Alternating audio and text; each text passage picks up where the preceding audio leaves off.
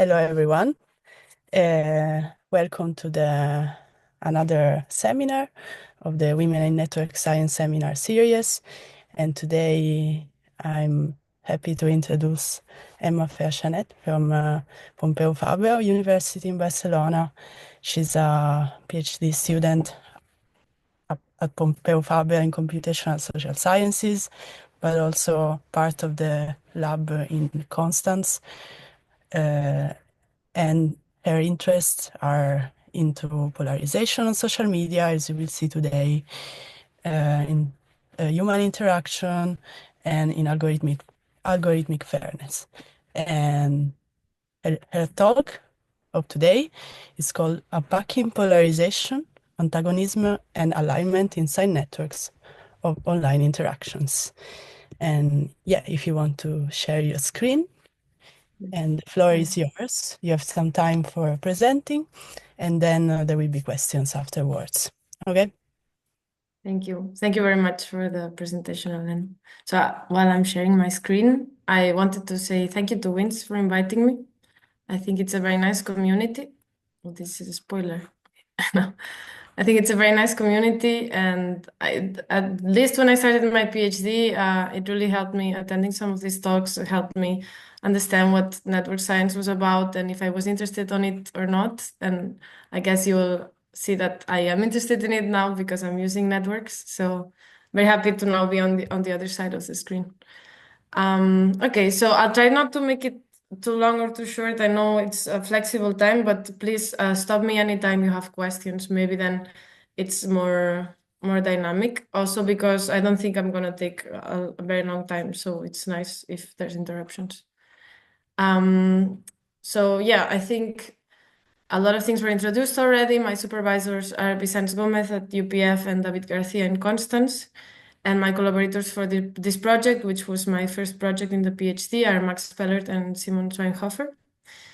And I wanted to take a second first to start with the title, because maybe sometimes we go through it a bit fast, but in this case, my title has all the important keywords that I'm going to keep repeating through the session.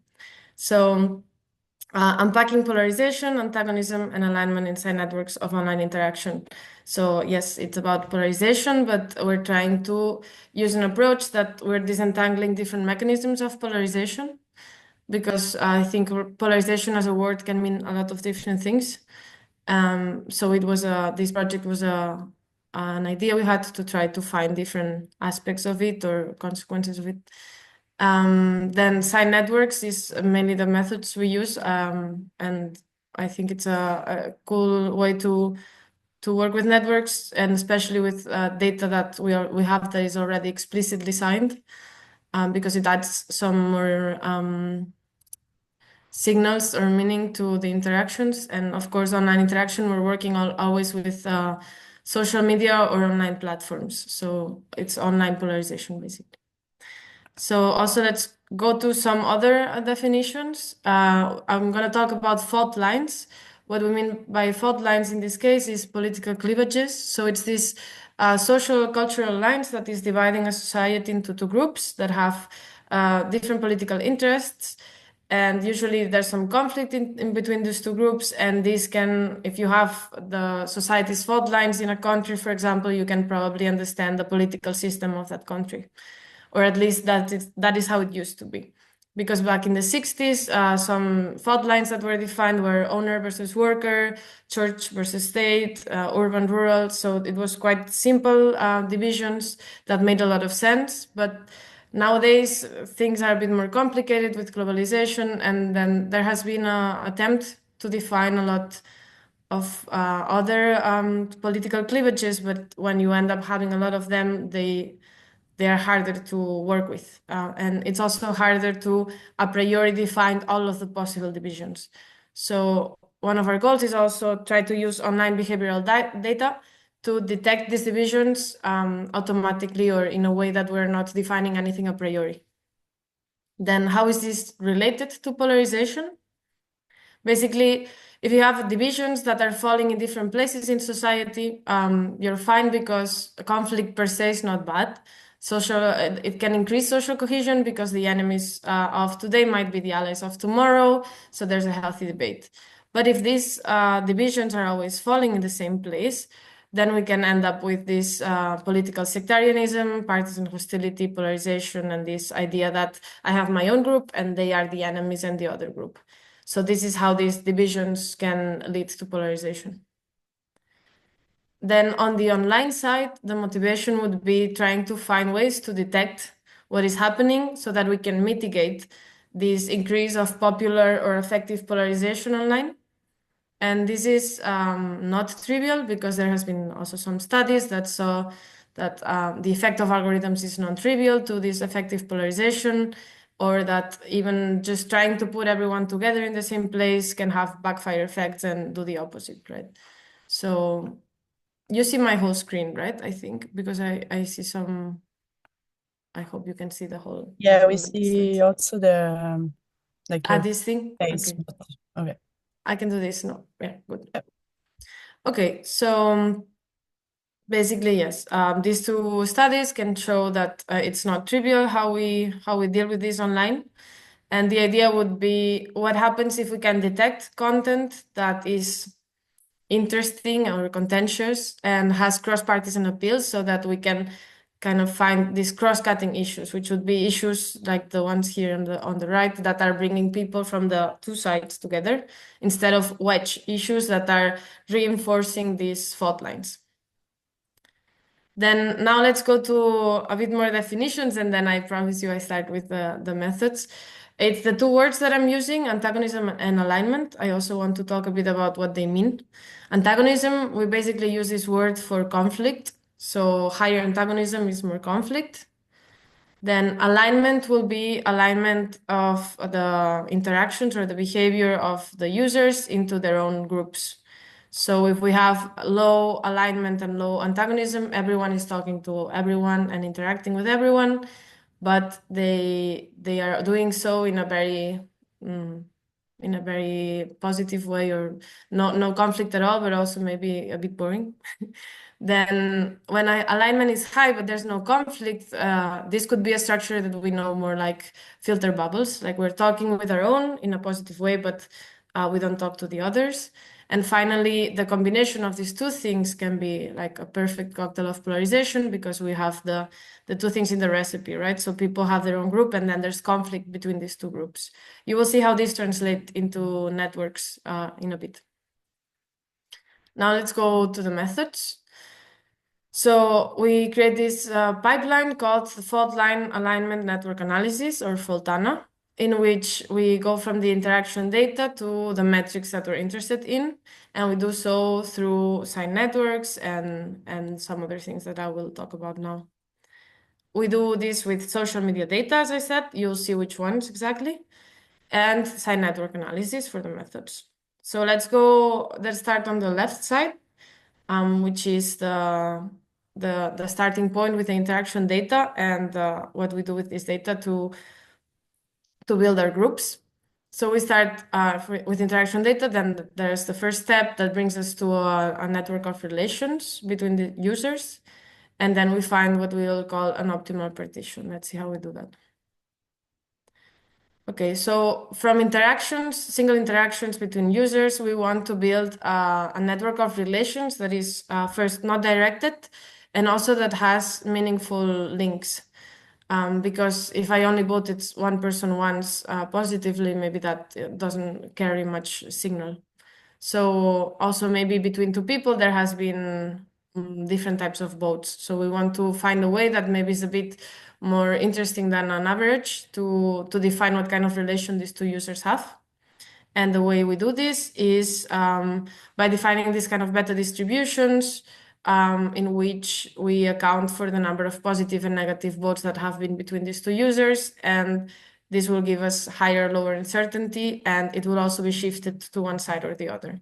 So what we will do to build a network of relations is thresholding this uncertainty and this bias in a way that depends a bit on the data set. It's still a threshold that we put. I have to say it's not, maybe it's missing a bit of more statistical design, but we found that this way was still much better than just doing an aggregation of all the votes between users.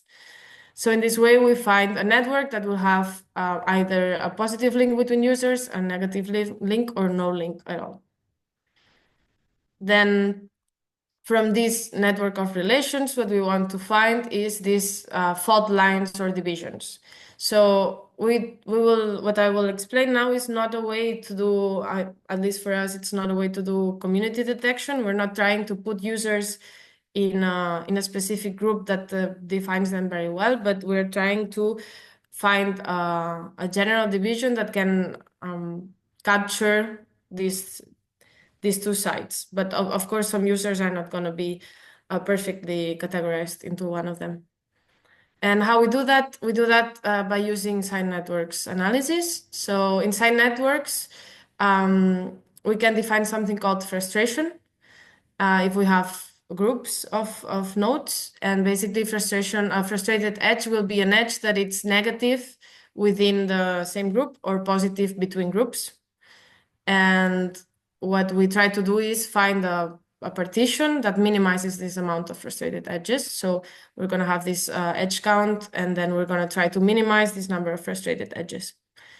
And this comes from previous work from Seminar F and others. And basically, they also define this normalized index of balance that we will use a bit later, and that's why I put it here, that tries to tell you how far the network is to being completely well separate into two groups. Okay. Then how we do this, it can be done in different ways to find this optimal partition. There's an exact way that works for small networks. Small, I mean thousands of users, so it's not very small, but it's still small when you talk about social media. And then an approximated method for when you have large networks, so tens of thousands probably. Then you might need to go here, and that uses block modeling and simulated annealing so that you're trying to approach the problem in a way that more or less you find a proper solution. Then we have this data that we turned into a network of relations. And then from this network of relations that is aggregated through all the time we have, we find an optimal partition. So now we have users in one group or the other. It could also be 3 groups or 4. We also checked. It's more optimal in 2. But also we didn't want to go further than 3 or 4 groups because then it would be more like community detection, as I was saying before. Now let's talk a bit about how we extract these metrics that might be interesting. So going back to this index that I was talking about before, so basically it's 1 minus this number here that was the number of frustrated edges of the optimal partition divided by the size of the network. What we do is we define a similar index, but instead of normalizing by this number of edges in the network, we try to use a null model, which is very helpful for later, as you will see, because we're going to compare things, and when we start comparing things, we cannot use the size anymore. Basically, this null model is taking the network as we have it and then shuffling the edges and counting the number of frustrated edges in this new sign network. And we do so a lot of times, and we take the average of that. So this is basically keeping the signal of the structure of like the unsigned backbone of the network, but we're shuffling the signs. So we're taking away the signal of the distribution of the signs. Then, yeah, for our networks, this is a stricter upper bound, so there are no problems with this, how we define this index. And this we call the global sign alignment index because we're basing it on the network of relations. So for each platform, we'll have one of these, one number that is closer or less close to 1, but it's just 1 per system, as we can see. Then the 2 other metrics that we want to use are divisiveness and cohesiveness. These are, it's quite simple also when you already have the partition. The divisiveness is going to tell you how well divided it is of what's happening in between the groups. So it's going to be the proportion of external links that are negative minus the general proportion of negatives. Also, this is to extract signal from from the general network and to be able to compare basically. And the cohesiveness is going to be the proportion of edges inside that are positive. So how cohesive the network is, the groups are for each group. I hope this is clear, but yeah, basically these are could be called in this second paper that I cite, they are called meso-level indices. So it kind of goes a bit more into the specific mechanisms that are driving this separation, this optimal partition. Because alignment could be high because it's very cohesive or because it's very divided or because of both. So we want to be able to separate these two. Then alignment per se, what we will call alignment and not global alignment, is when we do the same we were doing with the network of relations, but with subsets of data.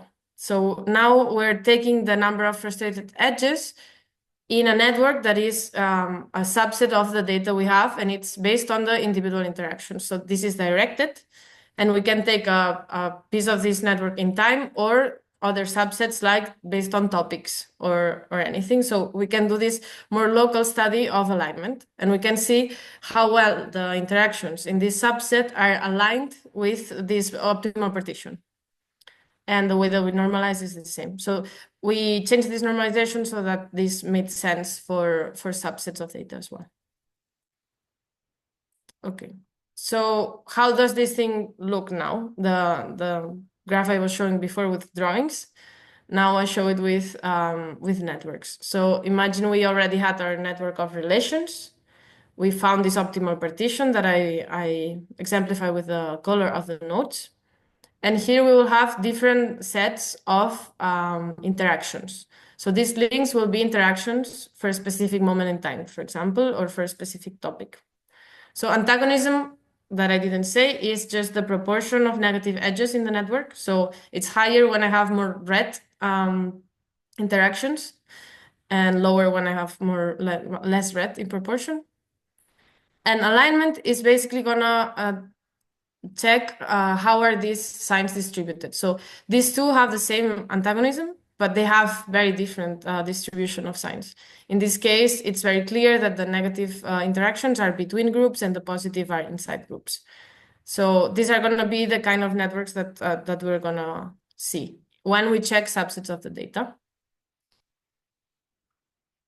Okay, now let's go to the actual use cases. I hope the methods were more or less clear. Otherwise, I don't see the chat, but if there were any question, I can also check it. Okay, there's nothing. So let's go to the data.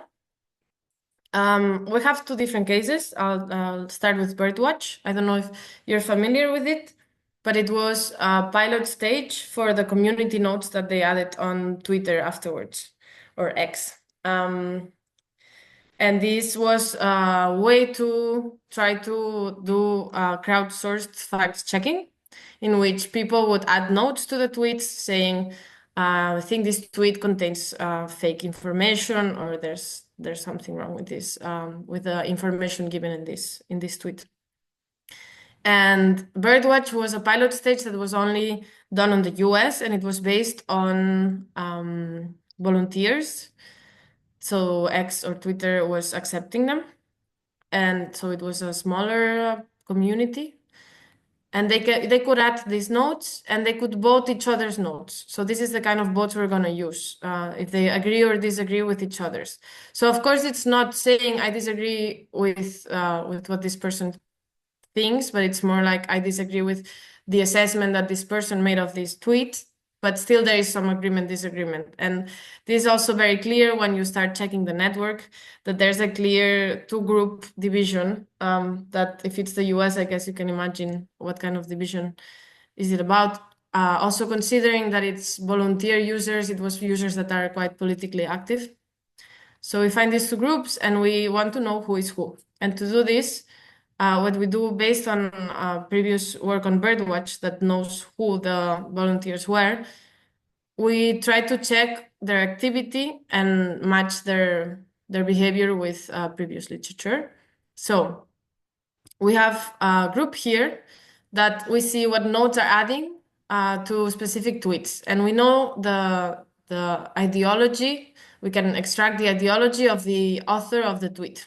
So we can know who they are targeting. So we know that this group here are targeting as misleading tweets from more Republican authors. But non misleading is a bit shifted to Democrats, but it's more, a bit more balanced. And then this other group is targeting as not misleading more tweets from Republicans, but as misleading, also a bit balanced. This is not symmetric behavior, which is quite interesting, but it also aligns with previous literature in which we're finding this would be called partisan cheerleading, inner partisan cheerleading, and this would be called interpartisan policing. And they find this kind of behavior already for these kind of users. So by finding this, we can know who is who basically in this group, in this sign network. This is the sign network of relations, by the way. So the one in which we aggregated the interactions of the users through time. Then once we have this, and there's a lot of things here, I'll go step by step. Once we have this, we can look at alignment and how things are changing in time. So taking these subsets and we take a rolling window. And we can see this gray line will be alignment. Then the red one, this one will be divisiveness, and the blue one will be cohesiveness. And because it's directed, we can also know what part of cohesiveness is coming from what group.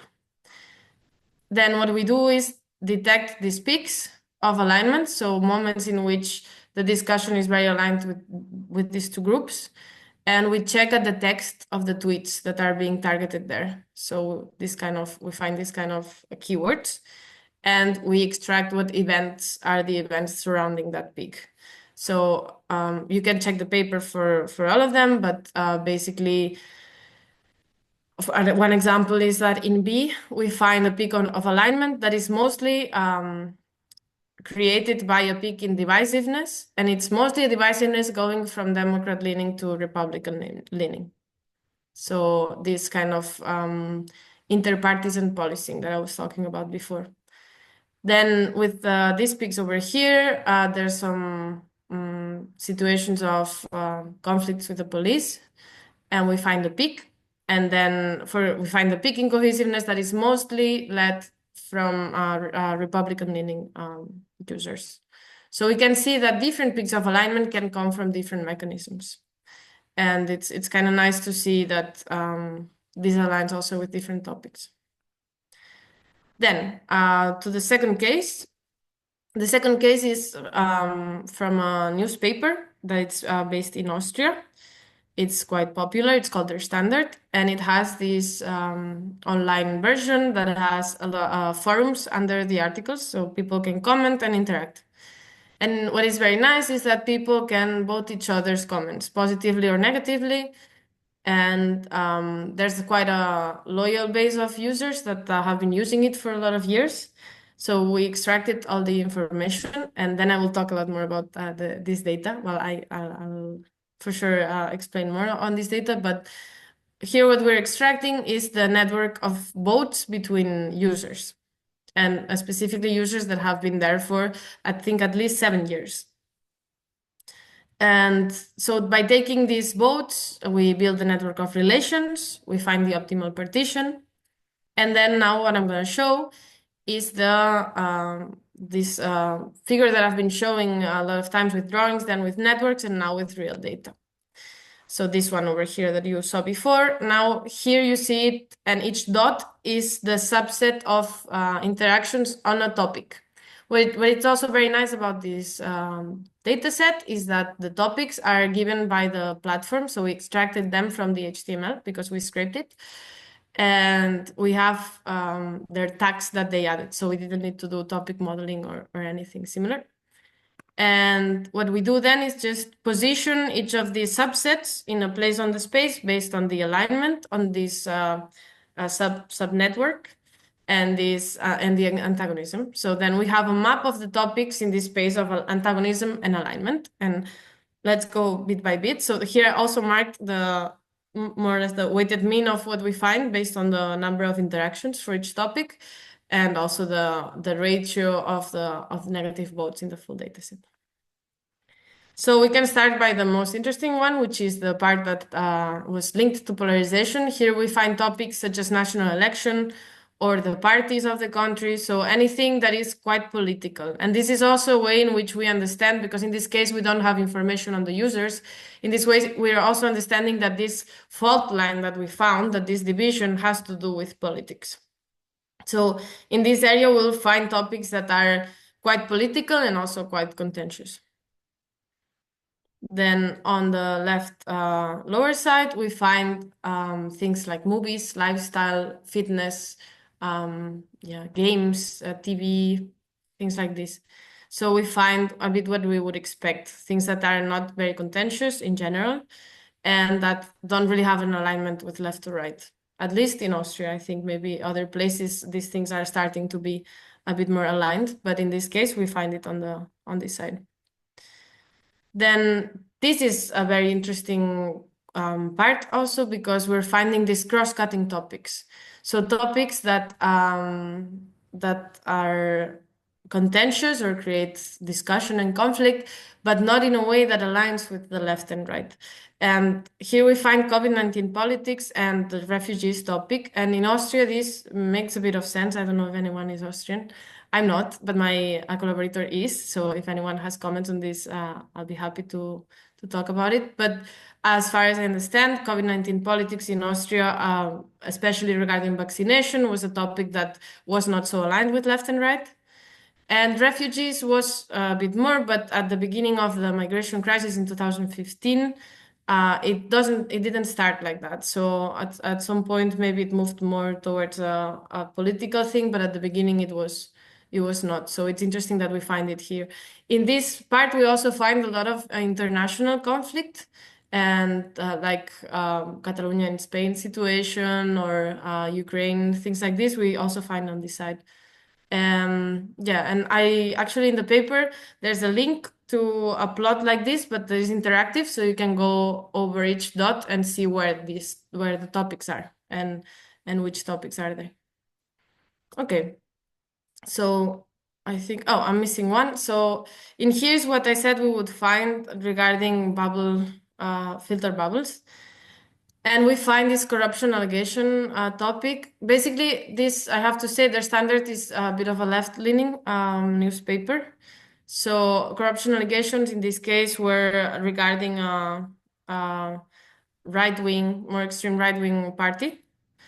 And basically what we think is happening here is that people from that party are not really there to defend the situation. So everyone is kind of agreeing. Then Sorry, we also, yes. there is a question from Aditi. Ah. Aditi, if you want, you can speak. Yes, of course. Yeah, hi Emma. The Hello. presentation as for was very good. I understood somewhat the message. So in the previous slide, you showed the yeah, this slide, yeah. So here in the right side figure, so how like in the four quadrants you have four different figures.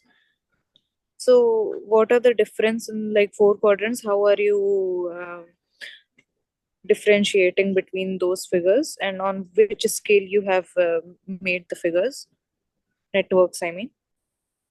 The one on this side, you mean? The one I'm Yeah, pointing yeah, on yeah. now?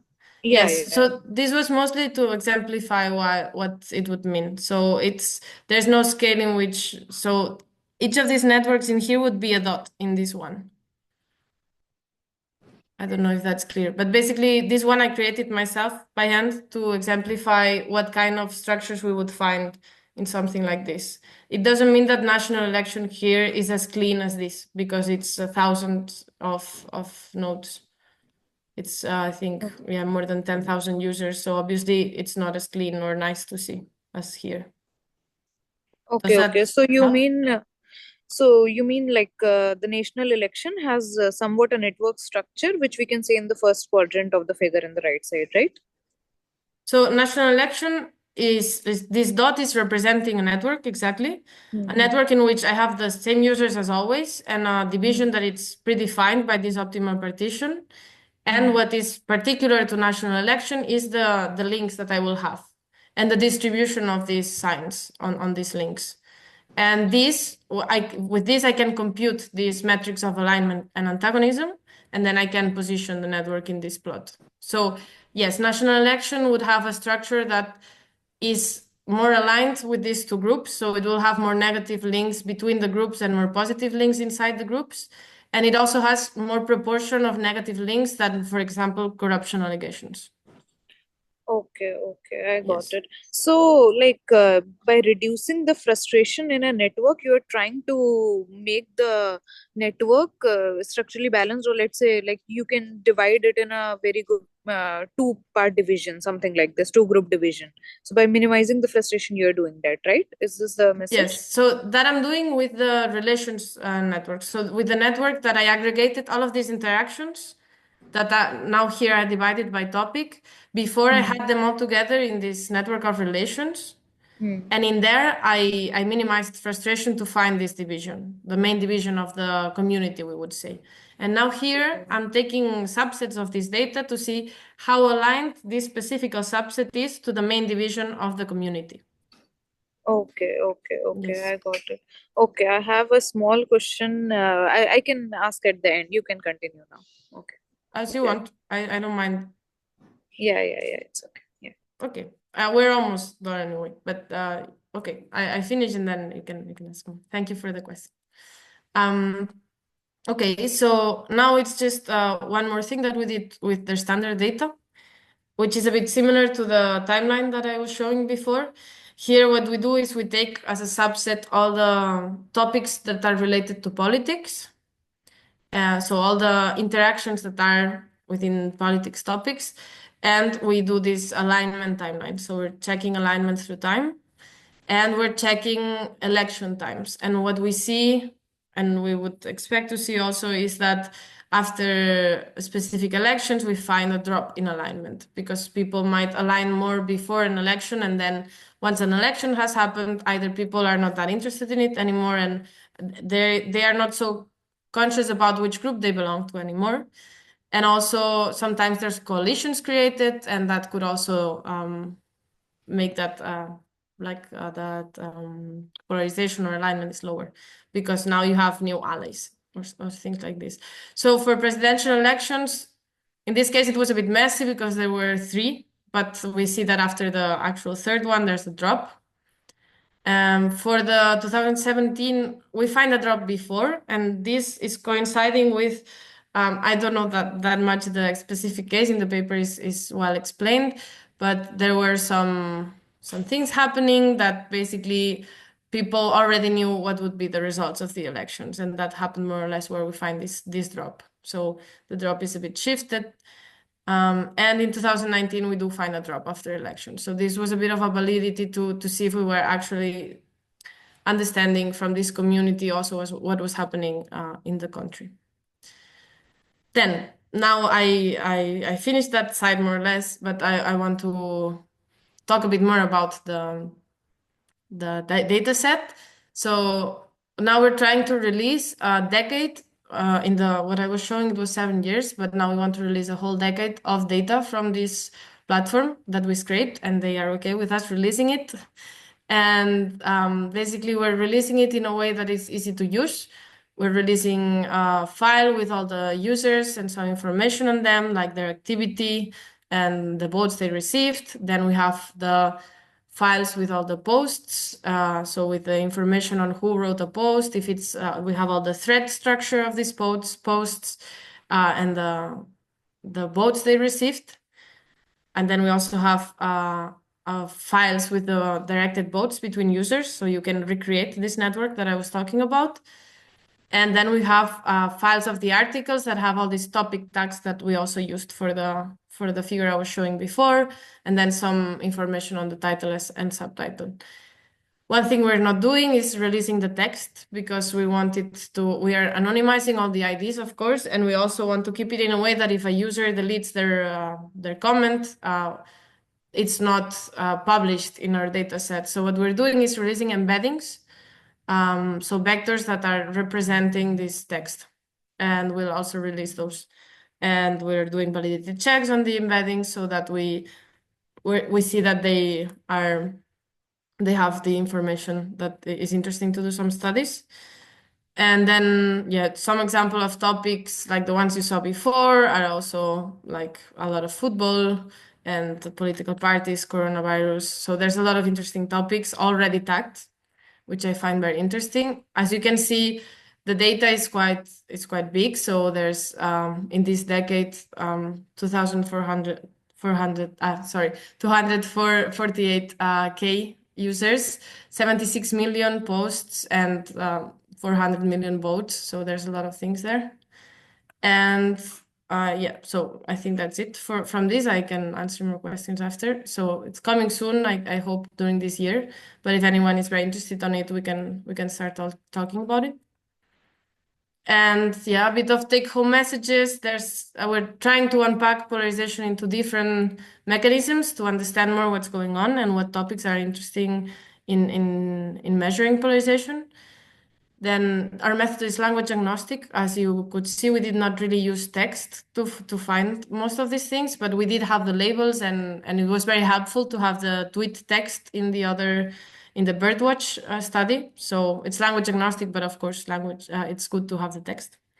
Then it can be applicable to other platforms, of course. For example, Wikipedia, we thought about using Wikipedia data. As long as we can extract somehow these positive and negative interactions. And it has this temporal side that it's quite interesting to see how things are moving time also. And I think that's mostly it. This is the paper where everything is explained. And these are my collaborators again and my Blue Sky account. So yeah, I think that would be all.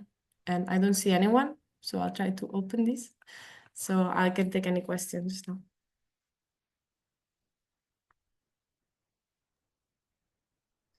Thanks, Emma, for the interesting talk. And now, if you have questions for her, feel free to ask.